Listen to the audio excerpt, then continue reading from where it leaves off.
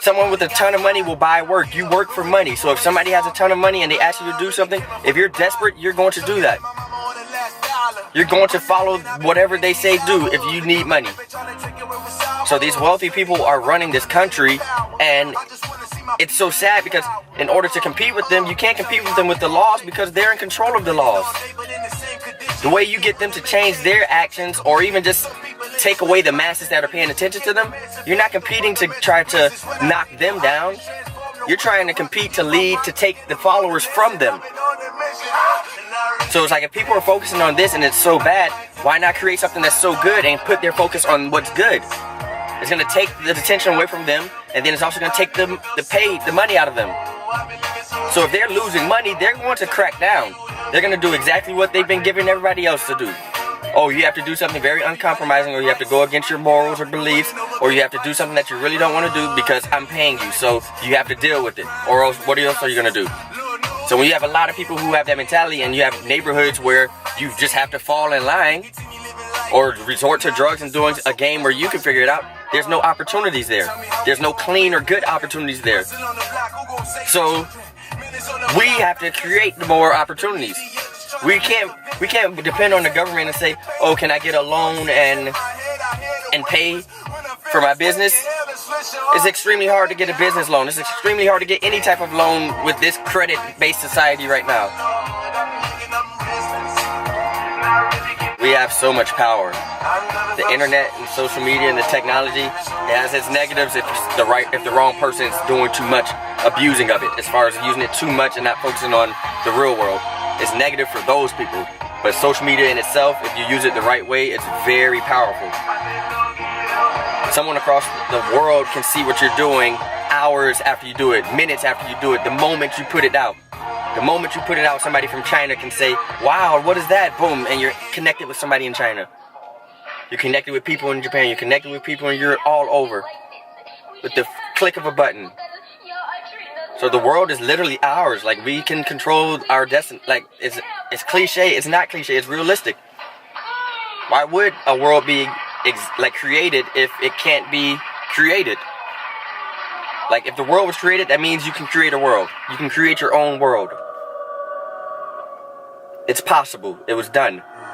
Nothing on this life is just random. You can't just consider your life or human life or life in itself as random. It's beautiful. It's a miracle. The fact that you're born. The fact that you had no control over you being born, but now you have control. Somebody just passed the torch to you. Your parents just passed you the world.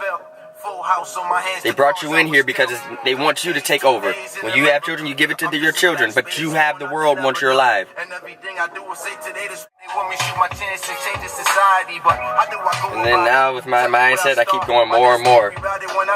Instead of making this, I'm very into projects, and I like live projects, so I like where you're watching the project as the project's being made. It's like double inception.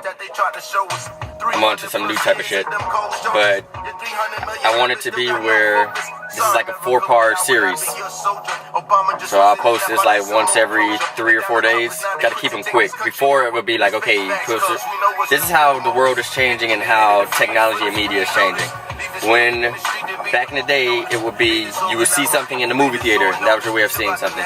Then you would see TV shows. The TV shows would be 30 minutes or an hour if it's a really good TV show, and a lot of money was spent on that time slot. Because with television, your companies or networks, they pay to have that time slot on that the mark. So you may have a show that's an hour long. That's because they paid a lot of money and the quality is good enough for it to get that prime time slot. But if you have shows that are 30 minutes, you would see it maybe once a week, once every 2 weeks. Then it became, okay, you see the show once a week all the time. Then there's shows where you see it every day, but on TV. Now with social media, you have a show literally every second. Every second you have a little show. That's how fast we are right now with media and technology. Every second there's a new show somewhere popping out, but it's so easily accessed that you can just scroll through it. You just scroll through it. Oh, that was a good show. Like that, following that, I'm subscribed to that channel. Scrolling. Like that, follow that, I'm subscribed to that channel. So you get to see these little shows all the time. So, and then it's like, why spend 30 minutes, 40 minutes watching a show when you could watch a ton of them for that same time span? 30 or 40 minutes, you just saw 30, 40, 50 shows. So our attention span is shorter, but it's still efficient, but you just have to meet that efficiency where it's at. So instead of trying to make long things, unless you want to really, if it's really successful and you keep that market, but for the most part, in layman's terms, the most common person, they're going to be on that fast network of, oh man, I can see all of this stuff. So I want to have content of some sort in all different avenues constantly being pushed. So I want to have a lot of different shows. I don't want them being 15. I don't want them being 20 or 30 minutes. I want them to be about in a sweet spot of 5 to maybe 8 or 9, 10 minutes. 10 is pushing it. Then I may have some specials where it's like, okay, this is 12 minutes, this is 13 minutes, but this is important, this is crucial. I can put like newsly things like that, informative information. I can do that type of stuff, 11 minutes. But then I can have the little quick posts, the little quick shows, 30 seconds. You just see something, wow, that was good. Let me replay that. Let me press backspace. Let me go back. Oh, you can see that. You can replay it about 20 times. You're satisfied. You're satisfied with that little show that just popped over. Then I want to have some that are about a minute or 2 minutes where you're going to know that you can't just do this at work. You have to be in the right situation at the right time. But once you see those 2 minutes worth, you're good. It's like, wow, I like that. Next time something pops up, I want to see it. I want FDF to have that impact in this world.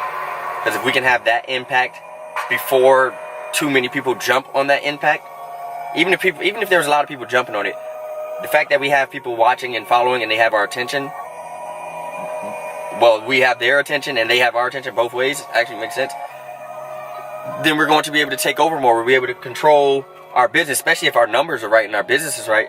We'll be able to capitalize off of that and we'll be set. Because now we're literally doing work with whoever we want to work with. There's no fish too big.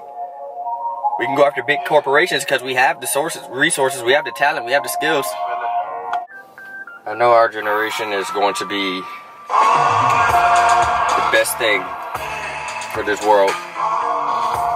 We're that next in line for the changes. The older you get, the more people, they're going to die off. So that's when the younger people, we have a push, we have a control over our society. We have a control over our age group society. You don't want to just accept something for the rest of your life. One pay for the rest of your life. That's the mentality, and with most jobs, if you're in this, chances are you're going to be miserable. If not miserable, you're going to get tired of it. If you're stuck in a price range for the rest of your life, and one specific price range for the same work, and it's not going to be the same work. Because if the company gets bigger, there's going to be more work. More money is involved, but you're going to get more work. But your boss has control over how much that raise is going to be. Because they're looking at the market. Okay, minimum wage is this. That's why there's so much push to raise minimum wage. Because then it evens the playing field where everybody's going to eventually have to move up because people are going to always want that job or that type of job for that price.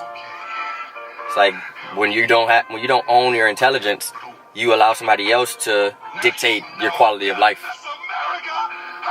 If you work at this department store, and this is no knock to anybody, if you work at a department store and you make $10 an hour, if you do good work for a year or 2 years, let's say 2 years, you do great work, you're a great worker, you do everything they ask for, and everything's on time, you always show up, you're punctual, you make sacrifices for the company, you don't go to certain things, you don't invest in other things, you don't invest your time somewhere else. Most of your time is invested in this company. So you do all this for 2 years, and they gave you maybe a $4 or $5 raise in that time span, and that's rare. But for most common jobs, you get a $5, let's say just we can $10 raise. So you were making $20 an hour 2 years ago, and then you make $30 an hour. I know most people, if you're looking right now, you're probably like, wow, I'll take $30 an hour. Or, wow, if I go from $10 an hour and make $20 an hour, yeah, I'm going to make a lot of money. This is not a knock or attack to you, but making $20 an hour doesn't put you too far in this world financially.